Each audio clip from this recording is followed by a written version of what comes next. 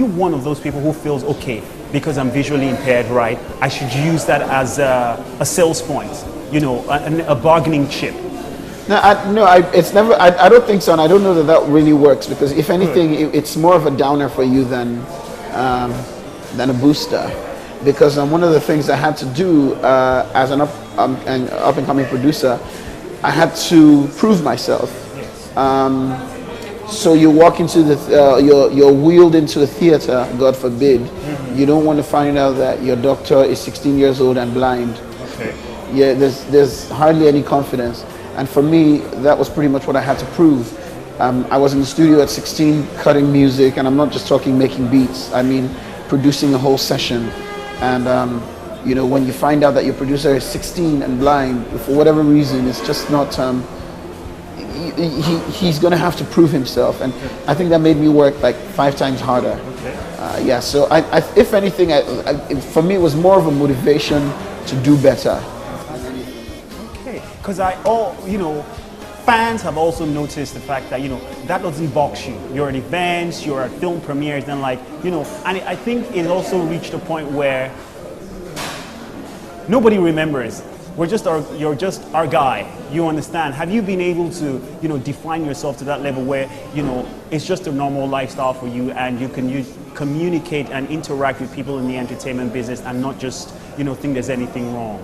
I think ultimately that's what it is. It's kind of like when you deal with like a civil issue like racism or I mean just about anything. You have to get to the point where, you know, you get people to look beyond you know, what describes you, and when the focus is on your capabilities, it just kind of shifts the conversation. I mean, other than the fact that Beyonce is sort of engaged in, like, you know, Black Lives Matter related issues, you know, she's grown to have fans all over the world, from Japan to China to, I mean, all over the world, literally.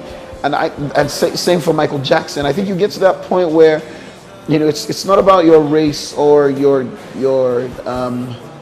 gender or you know, the fact that you're blind or anything. It's just the fact that you're good at what you do. And for me, that's more important. That's the real statement. That's what I'm always aiming for. That's what I work towards. How the world or society accepts that is another kettle of fish altogether. I think for me, what's most important is I just keep doing what I know how to do. You know, I'm consistent. I try to get better at it, and that means I'm studying, and, you know, I'm working, and I'm, you know, continually reinventing myself. And yeah, I guess I leave society to be the judge of how that interprets. All right. Now, your journey so far, can you recall any challenges? Yeah, of course. There's tons of that stuff. You know, you're lying down on someone else's, you know, studio floor thinking, you know, where's this going? You know, what am I doing with my life? You know, when am I going to be that guy who has songs on the radio? You know, and then you have songs on the radio and you're thinking, you know, when will I be that guy who will make money and probably own my first car and, you know, not have to jump from studio to studio in taxis? You know, then, you know, that happens, and, you know, you're thinking, so when do I own my own studio? Then that happens, and you start thinking, how am I going to pay my staff? Then that happens. And I mean, there are challenges, you know, but you just, I guess that's what makes the journey exciting. The fact that with your new level comes, you know, most assuredly your new devil. So, but it's exciting. It's life. I mean, it's, you know, ask Dangote, ask anybody. They'll tell you that, you know, at whatever level, you know, you deal with the peculiarities of being there. That's how you stay on top. That's how you go further, go farther, go higher. You know, you learn to deal with the peculiarities of being where you are, and just you keep it moving. Now, apart from Asha, who else have you had that, you know, let's say magical chemistry, or somebody you just loved working with or still love working with? I've had it with a number of people. I had it with a dear friend of mine. Her name is Somi. Somi is a jazz musician based out of New York. I made a great album with her and another friend of ours, Keith, in 2012, was it? It was a great album. Had Carmen, had Angelique Kidjo, had a couple other people. I've had that connection with Amaomi. she's like a sister. She's family. Her voice, her personality. She's just an amazing person to work with. I to this day work with Timmy.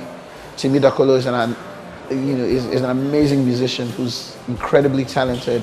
I work with Banky W. He's amazingly talented also. I've worked with Bez, there are quite a number of people who I just consider, they've become family to me. So it's outside of music. We're now in that space where we're now family. It's not just music.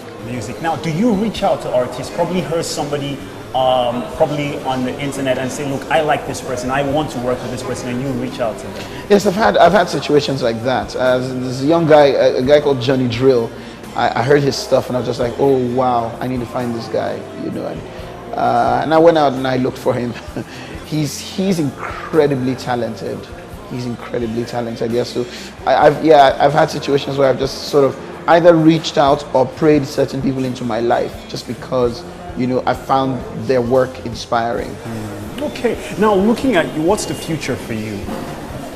It's a lot of things. So I'm all for the arts, and as I said earlier on, the spectrum is pretty wide. It's pretty broad. The future for me is just doing all the different things that I love to do. I love radio. I love radio drama. I love just sharing music, just curating music, and taking people through how I experience music. And I'm currently doing that with something called the Top 12 Countdown. So I'm excited about that, and I intend to grow that. I enjoy some level of journalism, so I'm going to do that as well. The future for me is that. The future for me is politics, because we need leaders who have a heart for our nation. It's a lot of things. It's making more music, my own music, putting out my own music. It's music education. It's the academics of music, the science of music. It's running academies and teaching young people to embrace music on a professional level. Just the physics and the chemistry and not just the art of music. So it's a lot of stuff. It's literature. It's reading and encouraging reading. It's just expanding and just broadening appreciation for the arts in Nigeria. I think for me is really, really important. So yeah. Now, our music here, I'm sure you know what our music sounds like, the average kind of Nigerian music that you hear in the culture, you hear on the radio, content. What would you say is that flavor you like about it? I think the fact that it's been able to, more than a lot of attempts in the past, it's been able to unite Nigeria. It's got so it defines the new Nigerian nuance. It defines new Nigerian speak. I think that's what I like about it. The fact that we can make people say things that are intrinsically Nigerian, but these things are able to reach out to the rest of the world and still sort of retain its origin as being Nigerian. I think that's what I like. I like the nuances. I like the speak. I like the sound, the rhythm. The fact that it's very heavily rhythm based and very danceable. I worry about the quality sometimes. I think that that can improve and that will improve over time. But it definitely is ours and is ours to grow. Yeah, and you can't knock how far it's come. When Cobhams is not in the studio, if you're not doing music related, what are you doing? So I like very simple things. I like fine dining. I definitely like to go out and I like my steak. I like healthy conversations. I like to just sit down in my house and play my piano and hang out with friends. I like a good barbecue. I like to lie out on my lawn and just, soak in some good sunshine. I like to travel. I like going to different interesting places.